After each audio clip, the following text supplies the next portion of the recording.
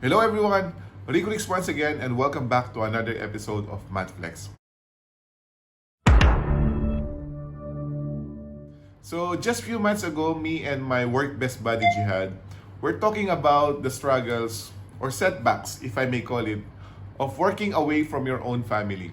So I don't know if you guys would agree with me, but this is only from my own experience that every time I go on vacation, so there would always be this moment wherein I feel stranger within my own community. Or wag na tayong lumayo, within my own family. There's always this strange moment wherein you feel that you are not part of their world. May sarili silang mundong ginagalawan and you are not part of it. Ikaw din naman na ginagawa mo ang gusto mo. Eh ba't kami hindi pwede? Wala akong ginagawang masama! Akala mo lang wala! Pero meron! So it would take you some time before you can recalibrate yourself and be with their system again, be with that loop. And the moment that you were able to adapt or to adjust yourself is paalis ka na ulit.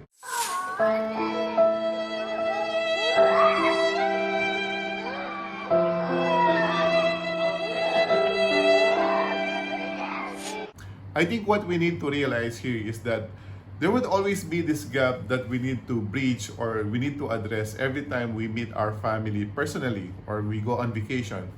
The time that you are not with them is also equal to the time that they are not with you.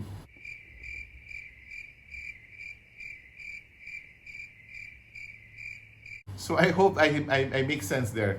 So anong ibig ko sabihin doon? That the moment that you leave your family, hindi naman mag-freeze yung time nila. So in as much as you are trying to adapt yourselves kung saan man bansa ka nagtatrabaho, so they had the same situation also. They have their set of influences also.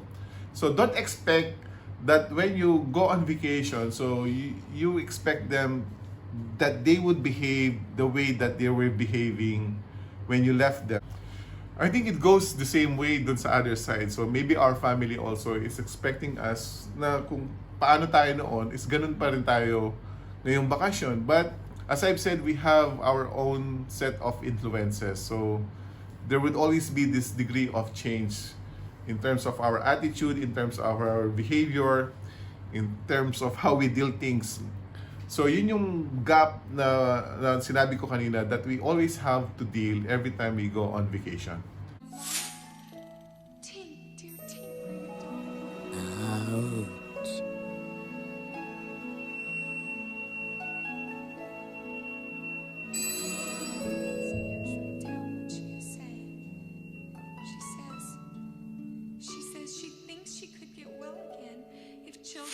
For our second part, so we will try to flex some of the assignments sent to us by one of our subscribers. So we will try to solve them here. And I hope you'll stay with us. Yala, let's go. So how do we find the roots of this quadratic equation by completing the square? So before we move on this, I just want to make a quick review on how to square a binomial. So squaring a binomial, so we have this example. So x plus 2 squared is equal now to, so how to expand this one? So we have to square the first term, so which is x. So the square of the first term is x squared. Then the second term would be the product of the first and the second term times 2. So in this case, you have x plus x times 2 is 2x. Then, as I've said, we have to multiply by 2. And then square the last term, so which is 2 squared is equal to 4. So the expanded form of this binomial, or the square of this binomial, is x squared plus 4x plus 4. So another example here is we have x minus 3, okay, square, right? So again, same rules. So you have to square the first term. So x squared, then The second term would be the product of the first and second. So that is x times negative 3. That's negative 3x times 2 would be negative 6x. And then square the last term. So that is negative 3 squared. That is negative 3 times negative 3. That is positive 9. Okay? So again, here we have another example. We have 3x plus 4y squared. So we have here the square of the first term, which is 9x squared, plus the product of 3x and 4y, which is 12xy times 2, that is 24xy, plus the square of the last term, which is 4y squared, which is 16y squared. So this is the expanded form of this binomial, or 3x plus 4y squared will give us this perfect trinomial, or perfect square trinomial. So going back to our assignment, so to make this one a perfect square is we have to reverse the process. So in this case, it's not factorable. So the other way you can solve this one is by quadratic equation. But this time, we will try to solve it by completing the square. So we will try to make this x squared plus 6x as perfect square. So how we can do that? So x squared plus 6x plus, we have to add a certain number to make it a perfect square trinomial, which is equal to negative 2 plus another number, or a number which is equal to the number added here, so to make the equation balance. So again, here what we did here is we multiply this first and second term, and then we multiply it by 2 to get the second term of our trinomial. So in this case, we have to reverse the process. So since we have 6x here, okay, so what we can do is we have to divide it by 2, right? We have to divide it by 2. So if you have 6 divided by 2, that is 3. 3. And then what you will do after is you have whatever the quotient after dividing by 2, the coefficient of the second term, is you have to square it. Square. Okay?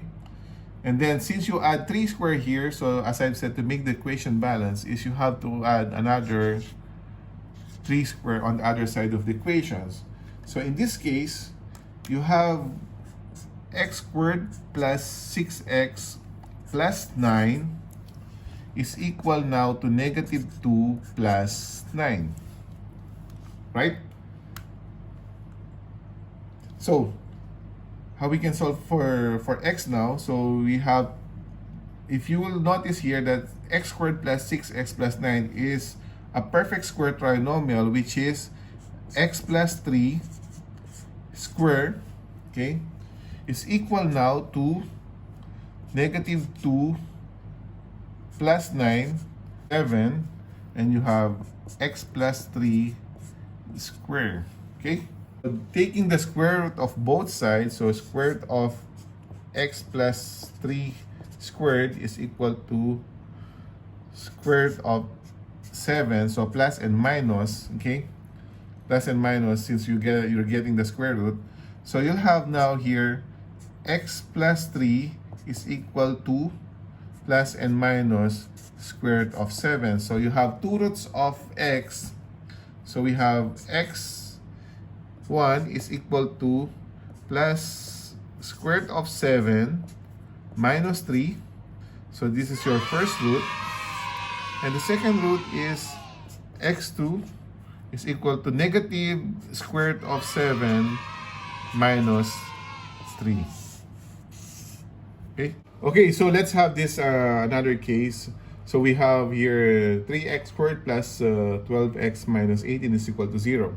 So the next rule here is for you to apply the finding the roots of quadratic equation using completing square. So the leading coefficient should be equal to 1. So in this case, we have 3.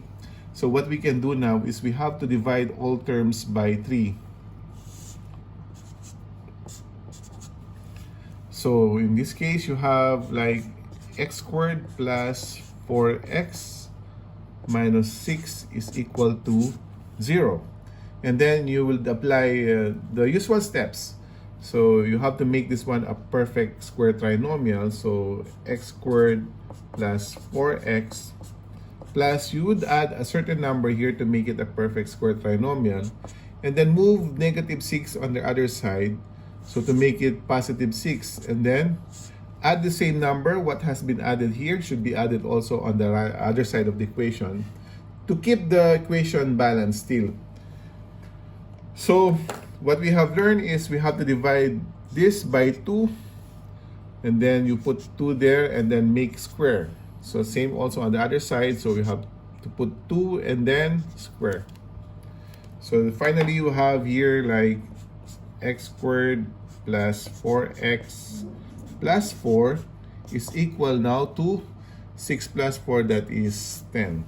So make this one a perfect square. So that is x plus 2 square is equal now to 10. So finding the roots now is we have to square both sides. So 10 now will be plus and minus the square root of 10. So therefore you have x plus 2 is equal to plus and minus the square root of 10. So in this case you have two roots. So the first root is plus square root of 10 and then move positive 2 on the other side, so it will be negative 2.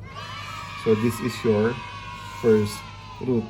The second root now is equal to, the other one is negative square root of 10, so negative square root of 10 minus 2. So this is your square root of, this is your second root. Also, we have here 2x squared plus x minus 1 is equal to 0. So again, we have a leading coefficient here which is not equal to 1. So what we can do is divide all terms by 2.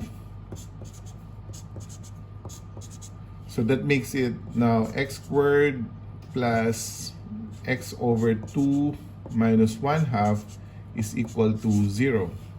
So the usual steps, so we have to make this one a perfect square trinomial. So x squared plus x over 2, and then what should be added here to make this one a perfect square?